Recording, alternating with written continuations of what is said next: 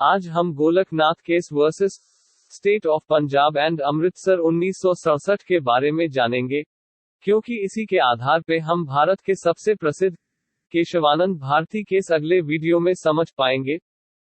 तो चलिए जानते हैं कि गोलकनाथ केस आखिर में था क्या। जलंधर पंजाब के दो भाई हेनरी और विलियम गोलकनाथ के पास 500 एकड़ खेती की जमीन थी। सन 1953 में Punjab security and land tenures act यानी पंजाब सुरक्षा और भूमि अधिनियम के तहत राज्य सरकार ने ये आदेश जारी किया कि दोनों भाई मात्र 30 एकड़ जमीन रख पाएंगे और शेष कुछ एकड़ किराएदारों और बाकी अधिशेष घोषित किए जाएंगे। इस अधिनियम को गोलकनाथ परिवार ने कोर्ट में चुनौती दी, जिसे 1965 में सुप्रीम कोर्ट में रेफर कर दिया गया। परिवार ने अनुच्छेद 32 के तहत याचिका दायर किया और 1953 पंजाब एक्ट को इस आधार पर चुनौती दी कि उनका कानूनी अधिकार जो अनुच्छेद 19(1) F एंड 19(1) G उन्हें संपत्ति हासिल करने और किसी भी पेशे का अभ्यास करने के लिए संवैधानिक अधिकार देता है, उनसे उन्हें वंचित किया जा रहा था। उन्होंने 17वां संशोधन करने की भी मांग की, जिसने पंजाब अधिनियम को 9th शेड्यूल यानी 9वीं अनुसूची में डाल रखा था। 9वीं अनुसूची को संक्षेप में कहे तो ये होता है कि अगर किसी भी कानून या अधिनियम को इसमें रख दिया जाए तो कोई भी कोर्ट इस पे समीक्षा नहीं कर पाएगा। तो सवाल ये था कि क्या इसमें शामिल मुद्दे अनुच्छेद 13(3)(a) के संशोधन के तहत एक कानून है या नहीं, और क्या फंडामेंटल राइट्स यानी मौलिक अधिकार में संशोधन किया जा सकता है। फैसले ने सुप्रीम कोर्ट के पहले के फैसले को उलट दिया, जिसने संसद के संविधान के सभी हिस्सों को संशोधित करने की शक्ति को बरकरार रखा था, जिसमें फंडामेंटल राइट्स से संबंधित भाग 3 भी शामिल था। इस फैसले ने संसद को मौलिक अधिकारों पर किसी भी प्रकार के प्रतिबंध लगाने से मना कर दिया।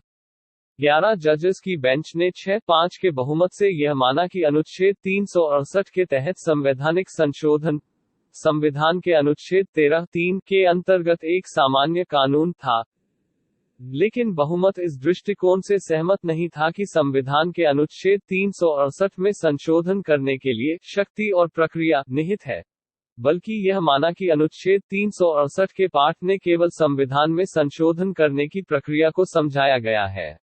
अनुच्छेद 13(2) के अनुसार संसद संविधान के भाग 3 में निहित मौलिक अधिकारों को समाप्त करने वाला कोई भी कानून नहीं बना सकती है, जो कि संवैधानिक संशोधन अनुच्छेद 13 के भीतर एक सामान्य कानून होने के बावजूद उल्लंघन में नहीं हो सकता है। इस प्रकार सभी संवैधानिक संशोधन जो अब तक उल्लंघन में थे, जिन्होंने संविधान के मौलिक अधिकार अध्याय को अपवाद बना दिया था, उन्हें शून्य माना गया। इसी मामले में तत्कालीन मुख्य न्यायाधीश कोका सुब्बा राव ने पहली बार संभावित अधिरचना के सिद्धांत को लागू किया, जिसे अंग्रेजी में द डॉक्ट्रिन ऑफ प्रोस्पेक्टिव ओवररूलिंग कहते हैं।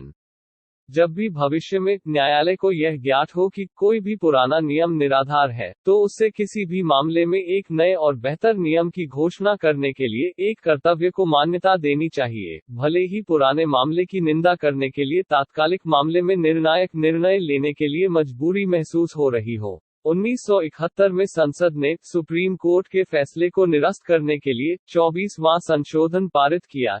यह संविधान में स्पष्ट रूप प्रदान करने के लिए संशोधित किया गया कि संसद के पास मौलिक अधिकारों से संबंधित प्रावधानों सहित संविधान के किसी भी भाग को संशोधित करने की शक्ति है।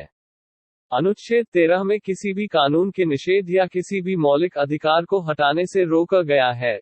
इसी के अंतर्गत अनुच्छेद 368 के तहत किए गए संशोधनों को बाहर करने के लिए अनुच्छेद 13 और 368 में संशोधन किया गया।